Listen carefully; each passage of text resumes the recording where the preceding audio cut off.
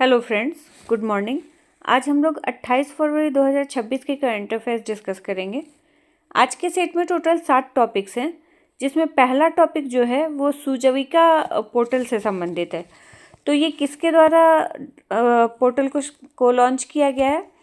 तो केंद्रीय मंत्री जितेंद्र सिंह ने इसे लॉन्च किया है जैव प्रौद्योगिकी विभाग के 40वें स्थापना दिवस के अवसर पर। ये है क्या? तो ये एक एआई आधारित बायोटेक उत्पाद डेटा पोर्टल है, जिसे उद्योग भागीदारों, जैव प्रौद्योगिकी संचालित उद्यमों के संघ के सहयोग से विकसित किया गया है। और ये जो जैव प्रौद्योगिकी विभाग का 40वां स्थापना दिवस मनाया गया, तो इसका आयोजन नई दिल्ली के चाणक्यपुरी स्थित सिविल सेवा अधिकारी संस्थान में इसका आयोजन किया गया। अब इस पोर्टल के बारे में देख लेते हैं। तो ये एक trade statistics digital intelligence platform है, जो बायोटेक उत्पादों के आयात से संबंधित संरचित और प्रमाणित डेटा उपलब्ध कराता है। ये पोर्टल बायोकेमिकल उत्पादों पर सेक्टरवार जानकारी, औद्योगिक एंजाइम और अन्य बायोटेक आयात का डेटा, उच्च मूल्य और उच्च आयतन आयात का विश्लेषण, आयात निर्भरता का आकलन तथा स्वदेशीकरण और अनुसंधान तथा विकास योजनाओं का समर्थन प्रदान करता है। विकसित भारत 2047 के तहत $1 ट्रिलियन की बायो इकोनॉमी का लक्ष्य रखा गया है। विकसित भारत 2047 क्या है? तो 2047 तक भारत को विकासशील भारत से विकसित भारत की ओर ले जाना, विकसित भारत बनाना, ये लक्ष्य रखा गया है भारत सरकार द्वारा। तो इसी लक्ष्य के तहत $1 ट्रिलियन की बायो इकोनॉमी का लक्ष्य रखा गया है। नेक्स्ट टॉपिक देख लेते हैं। तो नेक्स्ट टॉपिक भारतीय सेना से संबंधित है। तो भारतीय सेना की कोणार्क कोर के अंतर्गत आने वाली ब्लेजिंग स्काईज ब्रिगेड के एयर डिफेंस वॉरियर्स ने स्ट्रेला 10 का पोखरण फील्ड फायरिंग रेंज में उच्च तीव्रता परीक्षण सफलतापूर्वक कर लिया है। बीएमपी आधारित मोबाइल प्लेटफॉर्म से दागी गई स्ट्रेला 10 मिसाइल सिमुलेटेड दुश्मन हवाई लक्ष्यों पर सीधे और सटीक प्रहार करने में सक्षम है। और इसकी मारक क्षमता कितनी है? तो लगभग 6 से 10 किलोमीटर इसकी मारक क्षमता है। और यह एक कम ऊंचाई पर उड़ने वाले विमानों, हेलीकॉप्टरों और आधुनिक हवाई खतरों जैसे ड्रोन को निष्क्रिय करने में सक्षम है।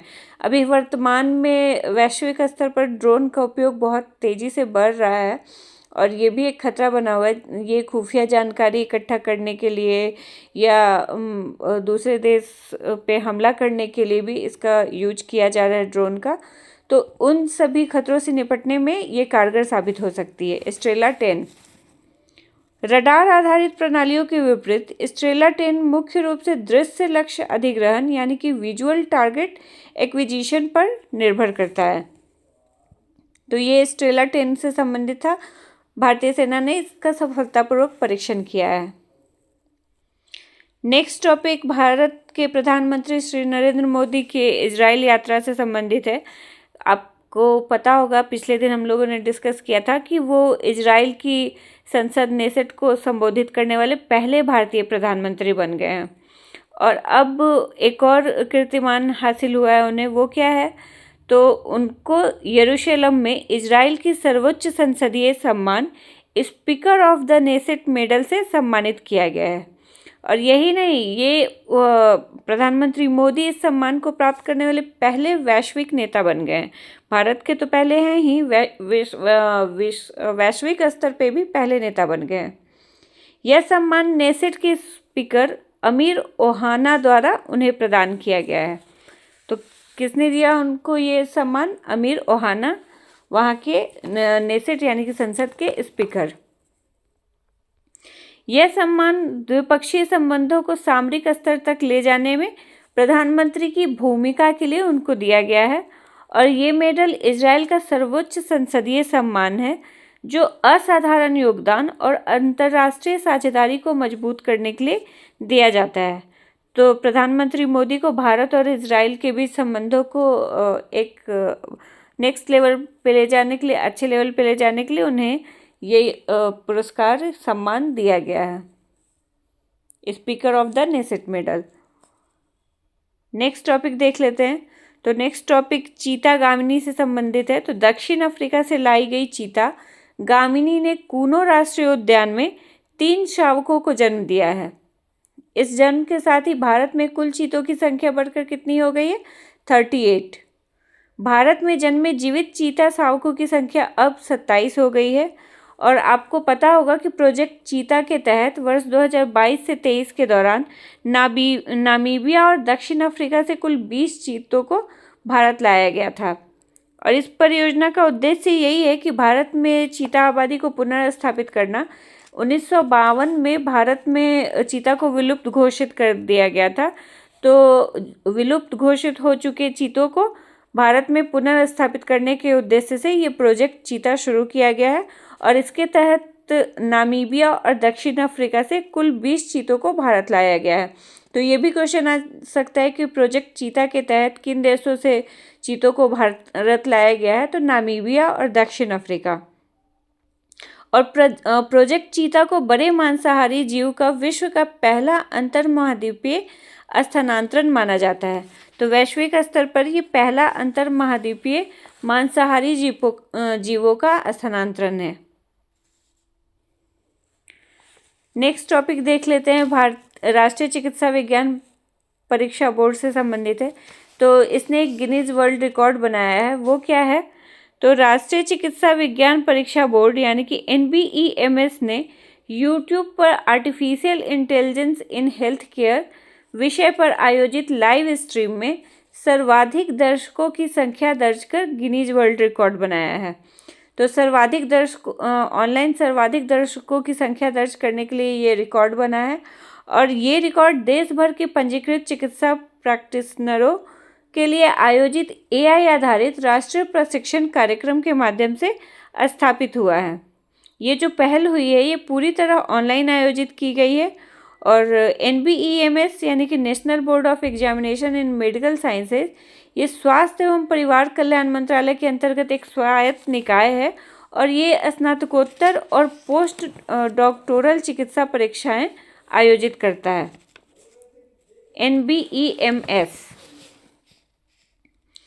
नेक्स्ट टॉपिक एक पुरस्कार से संबंधित है। तो भारत सरकार ने पहली बार परिणाम आधारित पर्यावरण पुरस्कार जिसका नाम है जीरो प्राइज, इसकी घोषणा की है। इसको लॉन्च करने का उद्देश्य क्या है? तो वायु, जल और भूमि प्रदूषण में प्रमाणित कमी लाने वाली पहलों को सम्मानित करना। तो अगर क्वेश्चन आए कि वायु, जल और भूमि प्रदूषण में प्रमाणित कमी लाने के लिए भारत सरकार के द्वारा कौन से परिणाम आधारित पर्यावरण पुरस्कार की घोषणा की गई है? तो जीरो प्राइज।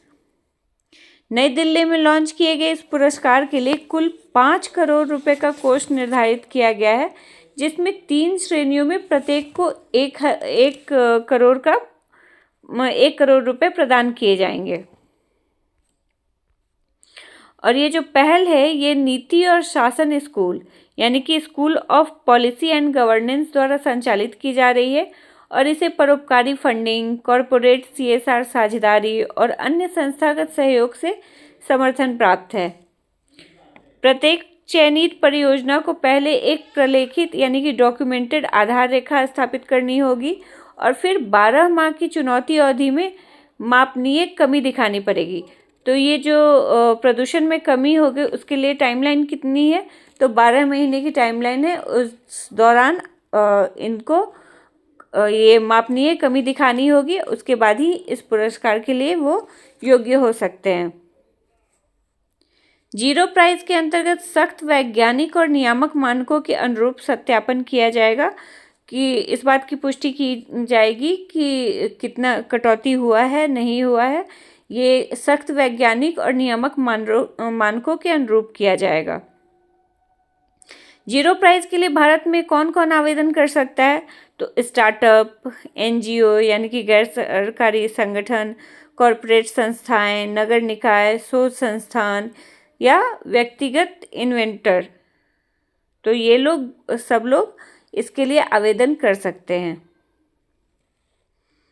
नेक्स्ट और लास्ट टॉपिक देख लेते हैं। तो वर्ल्ड NGO डे, विश्व NGO डे कब मनाया जाता है? तो 27 फरवरी को मनाया जाता है। और इसको मनाने का उद्देश्य क्या है? तो एनजीओ के सामुदायिक कार्यों की पहचान और सम्मान देना। तो अलग अलग उद्देश्य से अलग अलग एनजीओ स्थापित किए जाते हैं, तो उनको वैश्विक स्तर पर मान्यता देना, उनके कार्यों की सराहना करना, इस उद्देश्य से ये दिवस मनाया जाता है।